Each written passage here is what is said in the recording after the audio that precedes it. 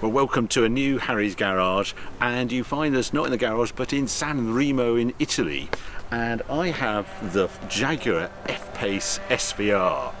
This car has just come out. There's been a launch happening in Nice, and it's all sort of finished, and now the cars have to get back to the UK, and I put my hand up to do a drive back to the UK in this car, which I'm really looking forward to it. There's a number of reasons for that. First of all, this is the first F-Pace with the supercharged V8 in it, so 550 horsepower, so that's a very good reason to like this car. And also, it's got a big boot, and you might remember we have a boat down here, and I brought some things in the Testarossa, which hasn't got the biggest of boot. This has got a much bigger boot, and I need to take some things back to the UK, so this seemed an ideal chance to really get to know this car.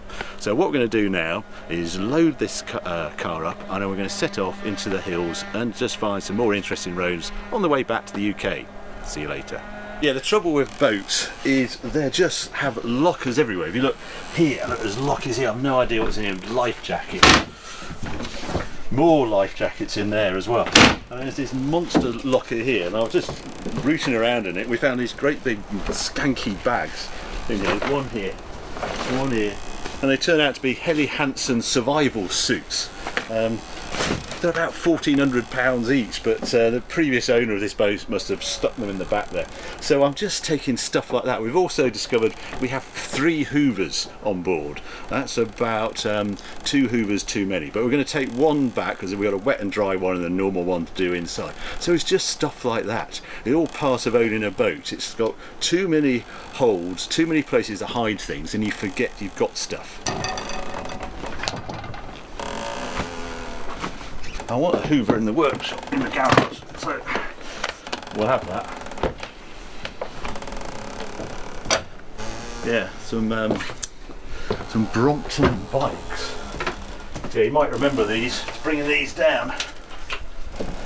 The trouble is the salt water isn't agreeing with them. So I'm going to take those back to the UK as well.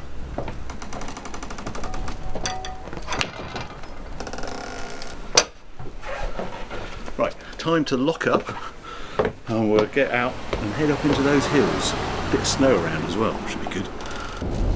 It's a great coastal road as you come out of San Remo towards Genoa. We're not using, obviously, the Autostrada. We're heading up into the hills. We're going to do a little shortcut up the S28 to take us onto the Autostrada that takes us to Turin and then the Aosta Valley. But first, we just want a little bit of Italian culture, and we need to call in at a supermarket to buy the essentials, the olive oil and the Parmesan cheese and things. It's actually Easter in 2 days' time, so if you come to Italy, you cannot help but stock up with fantastic cakes they do in Italy. They go a bit nuts at Easter, and of course Easter eggs, including Juventus Easter eggs as well. The boot is filling up quite nicely. There we are, time to crack on. Just started this S28 heading towards Turin, and it's one tunnel after another. Yeah, so ready to go into. Here we are, out of a tunnel. Oh, there's another tunnel. And it just goes on like that. Can't wait to get a bit closer to the summit. 1,875 metres this tunnel. Okay, well, we've come up the Aosta Valley and we're heading to the Mont Blanc tunnel. I'm surrounded by mountains and snow. It's Courmayeur, just where we are now.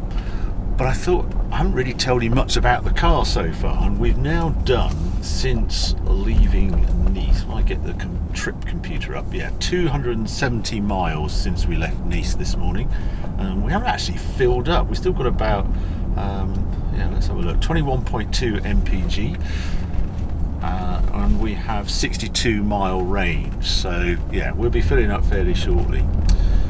So what have I learnt about the car so far? Well, first thing, when I first got in it, number one, it rode better than I expected. It softens off the bumps more. It's taut, but I would describe it as pretty good riding for a car like this, with this much performance. 2, the engine dominates everything. I mean, it would, wouldn't it? 5 litre supercharged engine is pretty epic in a car like this.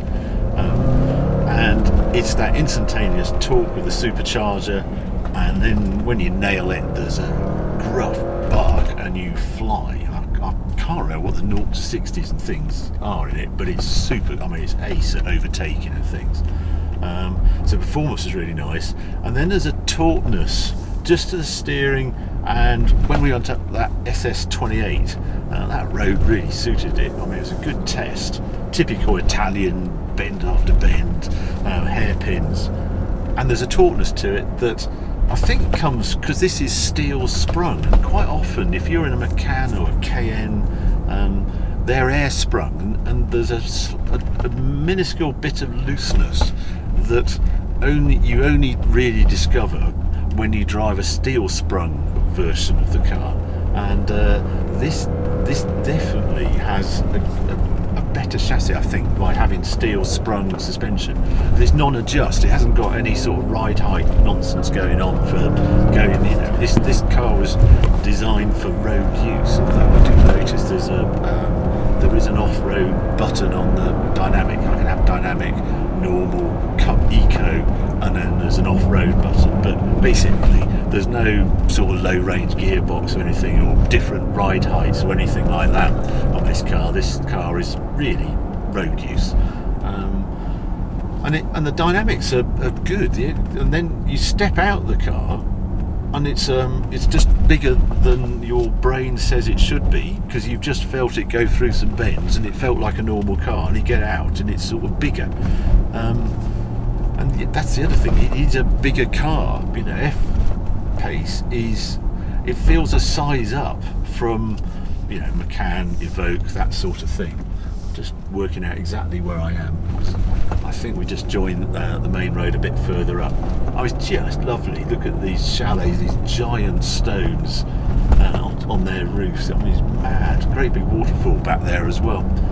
So yeah, I'm pleasantly surprised. I want to do we're going to do about 1,000 miles in this car, so we'll probably learn more as time goes on, but that's initial thoughts.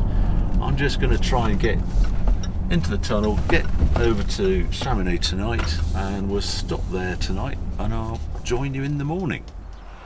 Okay, it's day 2. We stayed the night in Chamonix last night, and it's a great place to stay because it's sort of like this ski resort, wonderful scenery all around you, and then you're straight on the autoroute in the morning. Filled up last night, we set off. We've got on a bit of a mission today. It's just getting across France. If anyone's done it, it always feels like a long way. So we've got 600 and some miles to do today. We're 250 miles to Calais, but yeah, I wish it was all like the autoroutes you come out of Chamonix, because it is so scenic. It curves, it's sort of the old road, you're surrounded by snow. But now, yeah, we're in the big, flat, open plains of France. And yeah, if you look at the car, well, we're starting to gain some good bugs. Always a good sign when you're travelling. I don't know what on earth we, met its end down here, but always a sign of a good trip. I just wanted to show you some of the things outside, on the outside of this car. You know, I sort of say it feels quite big. Well, this is on the optionals, it turns out, 22-inch wheels. So front tyres, 265 40 by 22.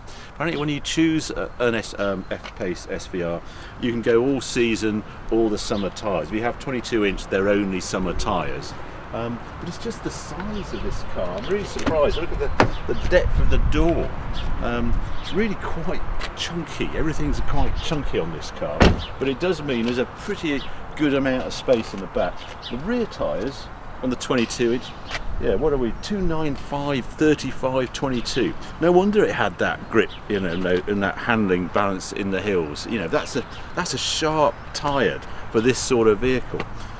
One thing I just wanted to add, if you are travelling across France this summer, fuel prices. They've really rocketed in France. They put the tax up on fuel prices, petrol and diesel. You're paying about equivalent of 160 for unleaded petrol, or about the same for diesel, but 170, 175 for super unleaded. Take that with the tolls on the autoroutes, and it's getting pretty expensive to charge across France. Unfortunately, we seem to be, the MPG's going up. We're up 23.6, I think we are at the moment, as we just cruise on about 2,000 revs at 130 something on the cruise, something like that. Anyway, we're going to crack on, catching a Eurotunnel. We're this Easter weekend coming. It's Good Friday tomorrow, so we want to, yeah, we're going to be in a scrum of traffic.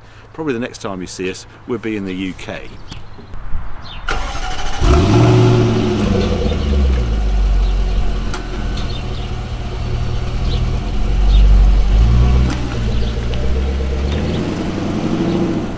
Well, this is day 6 now with the F-Pace SVR. Last time you saw us, we were charging across France, collecting bugs. Pleased to say we collected even more. And when we went Eurotunnel, got back to the, into the UK. Now we've just been living with it sort of over the weekend and things as a family, and just getting to know this car a little better. Just some of the details on it. First thing to note on this example is this peculiar thing here. It has radar cruise control. This is an option, comes as a driver's pack, and it's about £1,350, £1,350, somewhere around there. But it adds a few more extras, parking assist and various cameras and stuff like that. But it's just inside I want to show you. First thing, the seats.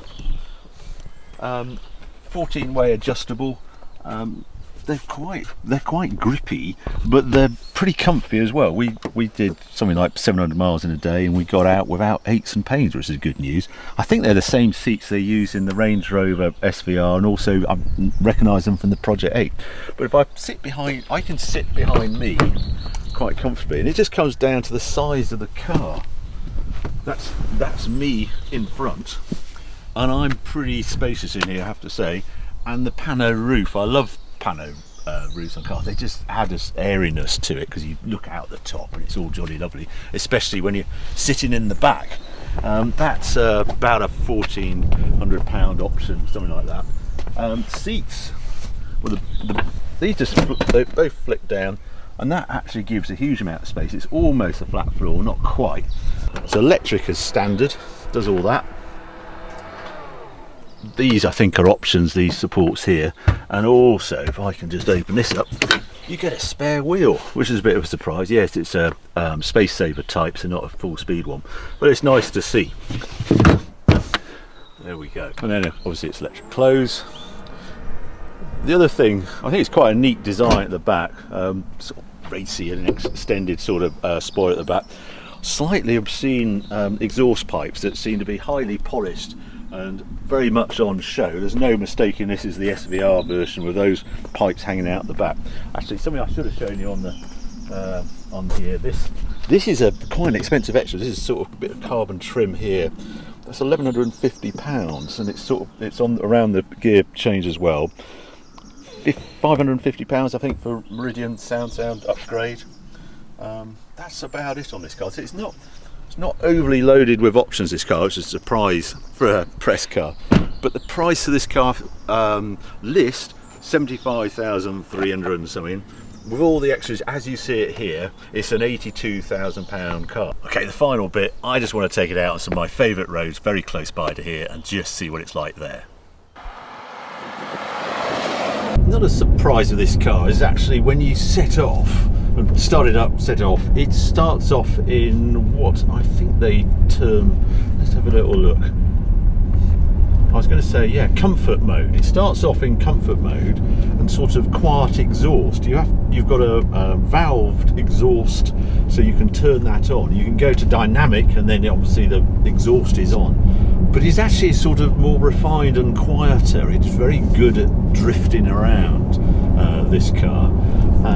But that's, we discovered that going across France. But it has this other character that it doesn't take very long to discover when you're behind the wheel of this thing. And I come back to the supercharged engine again. It's this instantaneous response. It's 5 litre supercharged, but it actually feels like if you had an 8 or a 10 litre normally aspirated engine in the front, you wouldn't be surprised. That's sort of what it feels like. And the more you drive the sort of modern turbos, the more you realise that this is very different, and it gives it a really distinct character. Spec wise, looking at it, what it does is 0 to 60 is I think 4.1 seconds, and top speed 76 miles an hour, something like that. So it's closely matched. It's 550 horsepower in this form, so pretty close to a KN turbo, something like that. That's slightly slower accelerating. I suppose the Alfa Stelvio Quattrofoglio is the one that this is sort of gunning for. And I put this car on the scales at the garage, and it came out at 1960 kilos, ready to go. I've got about 3/4 of a tank of fuel. I see Autocar weighed the Alfa Stelvio Quattrofoglio at 1931 kilos, so it's pretty close. We're in 30-40 kilos of the Stelvio, which somehow feels a smaller car. I'm annoyed with myself because I have one booked in, but it's not for a couple of weeks, and I dearly wished I'd had them side by side. Now, as with lots of cars now, I just pull over here, you can set up dynamic mode. So I'm going to go into dynamic mode. Right, there we go, we put that in there. Engine dynamic, gear shift dynamic, steering dynamic, suspension dynamic. I'm just going to soften off that. Right, so there we go. So you can sort of tailor what you want dynamic mode to be like. I just want to see a standing start away from here, just what it all feels like and what it sounds like. Right, let's hope we're lucky with the traffic. Oh, it looks like we are. Here we go. Cameras go everywhere, and off we go. You know, there's enough power going through the front axle that I have slight torque steer coming away from there. It shows you the amount of torque this thing's putting out.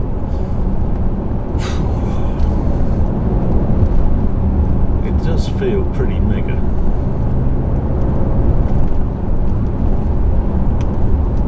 There's a lot of traffic out at the moment because it's obviously bank holiday weekend, but I sort of missing all the tourist spots to try and get to know this car a bit better.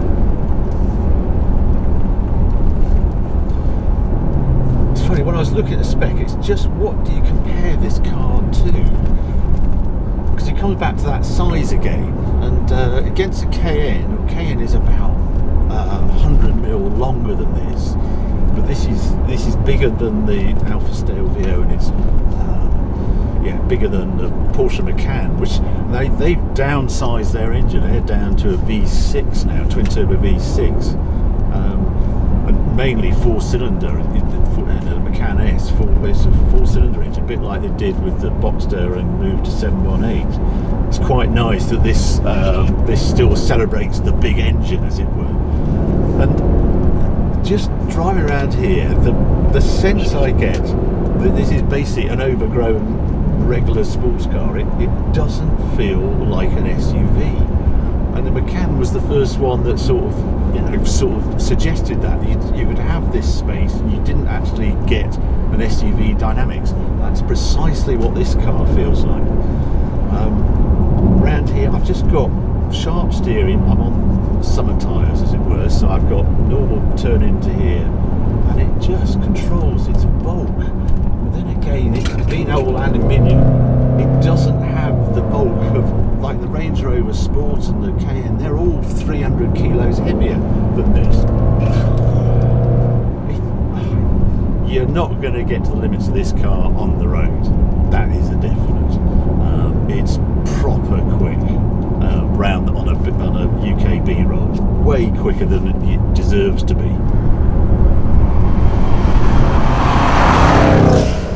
Nice surprise of this car. When I look at the trip computer, I've done 1,047 miles since picking this car up, and I've averaged 24.2 mpg. Now that did include about 600-700 miles going across France at a steady, well, the cruiser set at 140 kilometers an hour, so 80-85 miles an hour, something like that. That might have flattered it, but that's a pretty good result. Just that throttle response of that V8. Listen to it. Yeah, quite something. And I think that's if you're going to summarise this car, it's that engine. It just feels special, and it feels different when you look at all the other cars it sort of competes against. They're all V6 or V8 twin turbo cars.